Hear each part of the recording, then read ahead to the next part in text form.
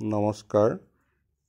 আজিৰ বিষয়বস্তু হৈছে আয়ুষ্মান কাৰ্ড ডেলিভাৰ দিবলৈ যাওঁতে আমি যেতিয়া ডেলিভাৰ অপশ্যনত গৈ প্ৰত্যেকজন বেনিফিচিয়াৰী চিলেক্ট বক্সটো ক্লিক কৰোঁ, তেতিয়া য'ত ফটো নাথাকে তাত দেখাই দিয়ে যে ন' ফটো ফাউণ্ড, প্লিজ ৰিডু ই-KYC। তাৰমানে কি?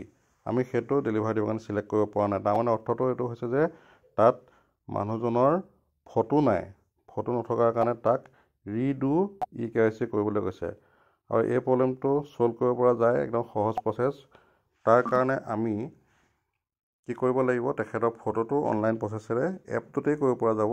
আমি ফটোটো তেখেতৰ জেগাত দিব লাগিব, দিয়াৰ পিছত ডেলিভাৰ দিব পাৰিম। তেতিয়াহ'লে ব'লক আমি এটা উদাহৰণ লওঁ। ইয়াত আমি কাৰ্ড ডেলিভাৰী অপশ্যনত গৈ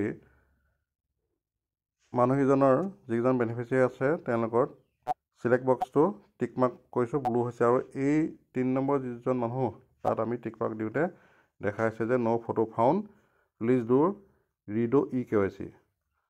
এইটো ৰিডু ই-KYC। আমি যেতিয়া ৰিডু ই-KYCত গৈ যাব লাগিব, তাত ক্লিক কৰিব লাগিব। ক্লিক কৰাৰ পিছত যিজন মানুহৰ ফটো ল'বলগীয়া আছে তেওঁক চিলেক্ট কৰি তেখেতৰ আমি ডাটাখিনি ভৰাব লাগিব, ফটোটো ল'ব লাগিব। ইয়াত যিহেতু তেখেতৰ যিজন মানুহৰ ফটো তাত নাই, তেখেতৰ আধাৰ লিংক ফোন নম্বৰটো নাই, গতিকে ফেচ আই ডি ল'ব লাগিব। ফেচ আই ডি অপশ্যনটোত যোৱাৰ লগে লগে অপাৰেটৰৰ ফোনলৈ এটা OTP আহিব আৰু মানুহজনৰ বেনিফিচিয়াৰীজনৰ ফটো ফেচ আই ডিটো ল'বৰ কাৰণে কেমেৰা খোল খাই যাব আৰু ইমেজ কেপচাৰ আৰু ছাকচেছফুলি প্ৰচেছিং হোৱাৰ লগে লগে আমাৰ অপাৰেটৰ ফোনত যিটো OTP যাব, সেই OTPটো শুদ্ধকৈ ইয়াত বহাই দিব লাগিব। শুদ্ধকৈ যদি বহোৱা নহয়, লগে লগে প্ৰচেছিং হৈ যাব, আকৌ নেক্সট কৰিব লাগিব। গতিকে OTPটো শুদ্ধকৈ, যাতে একেবাৰে শুদ্ধকৈ বহাব পৰা যায়, ভালদৰে চাই লোৱাটো বিৰাট জৰুৰী। শুদ্ধকৈ বহোৱাৰ পিছত এনেধৰণে লগে লগে প্ৰচেছিং ইয়ৰ ৰিকুৱেষ্ট বুলি ওলাব। প্ৰচেছিং হৈ তেখেতৰ ইয়াত কৈছে যে 100% তেখেতৰ ডাটাখিনি মেটচ হৈছে। ইয়াৰ পিছত আমি তলত কিছুমান কুৱেশ্যন আছে, তেখেতৰ ডাটা বিচাৰিব, ডাটাখিনি দিব লাগিব। আৰু ওপৰত ফটোকপি আছে, ফটোকপিটো তেখেতৰ ফটোকপিটো লৈ তাত আমি বহাব লাগিব। সেইটো আমি কেনেধৰণে কৰিম? সেইটো কৰিবলৈ যাওঁতে আপুনি আগা পিছাকো কৰিব পাৰে, কোনো অসুবিধা নাই।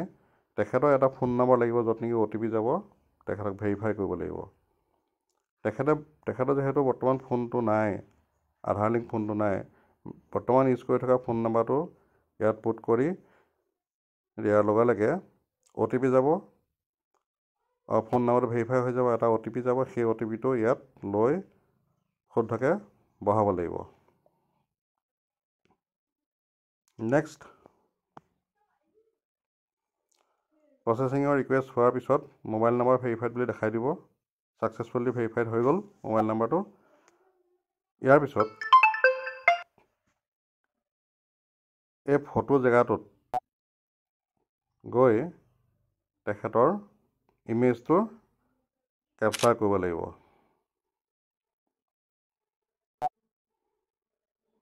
ইমেজটো কেপচাৰ এই ধৰণে হৈ গ'ল।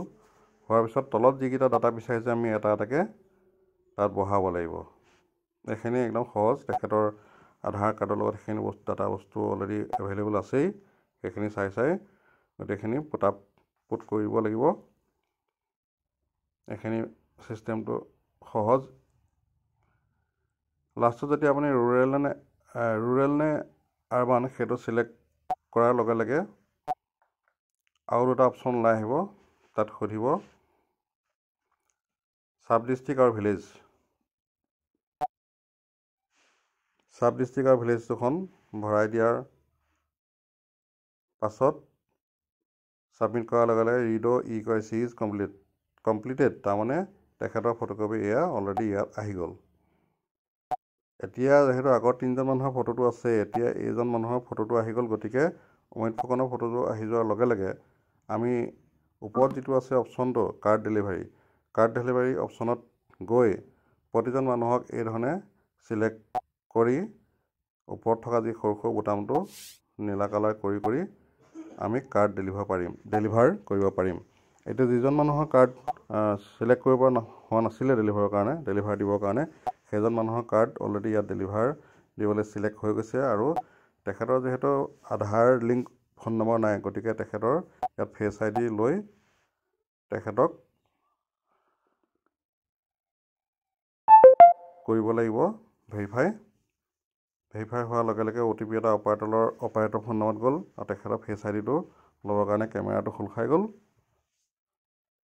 ইমেজটো চকুত যিটো টিপ মাৰি থাকিব লাগিব সেই চিষ্টেমটো ইমেজ কেপচাৰ ছাকচেছফুলি হোৱাৰ লগে লগে প্ৰচেছিং হৈ যাব আৰু ইয়াত OTP যিটো অপাৰেটৰ ফোনত গ'ল সেই OTPটো ইয়াত শুদ্ধভাৱে ভৰাই দিয়াৰ লগে লগে প্ৰচেছিং হৈ যাব। যিসকলে মোৰ চেনেলটোত প্ৰথম আহিছে চেনেলটো প্লিজ ছাবস্ক্ৰাইব কৰিব, লাইক কৰিব, কমেণ্ট কৰিব আৰু সকলোৰে মাজত শ্বেয়াৰ কৰি দিব। OTPটো শুদ্ধকৈ ভৰোৱাৰ লগে লগে প্ৰচেছিঙৰ ৰিকুৱেষ্ট বুলি ওলাই আহিলে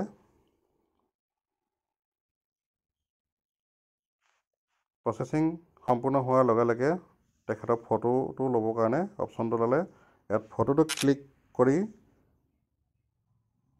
লোৱাৰ পাছত কামটো প্ৰায় সম্পূৰ্ণ হৈছে আৰু ডেলিভাৰ অপশ্যনৰ তলত ক্লিক কৰি দিয়াৰ লগে লগে প্ৰচেছিং হৈ গ'ল আৰু আয়ুষ্মান কাৰ্ড ডেলিভাৰী ছাকচেছফুলি বুলি দেখাই দিলে। ইয়াত আপুনি অ'কে অপশ্যনটো ক্লিক কৰি দিব। ক্লিক কৰি দিয়াৰ পিছত তেখেতৰ ডেলিভাৰী দিবলগীয়া কাৰ্ডখিনি সম্পূৰ্ণকৈ হৈ গ'ল আৰু নেক্সট পেজটো ওলাই আহিলে। এই পেজটোত গৈ আপুনি নেক্সটজন মানুহক পিছৰজন মানুহক আপুনি কাৰ্ড ডেলিভাৰ দিব পাৰিব। গতিকে আজিলৈ আছিলে ইমানেই। ধন্যবাদ।